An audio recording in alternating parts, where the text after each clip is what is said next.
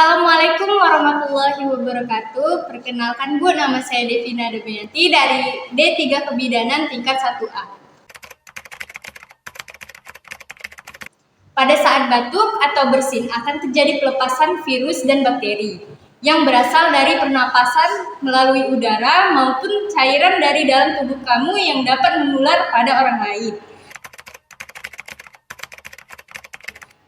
Cara mencegah yaitu menerapkan etika batuk dan bersin yang benar.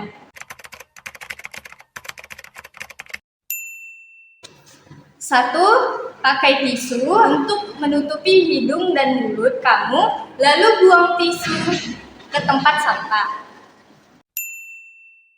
Kedua, menggunakan lengan bagian dalam seperti ini.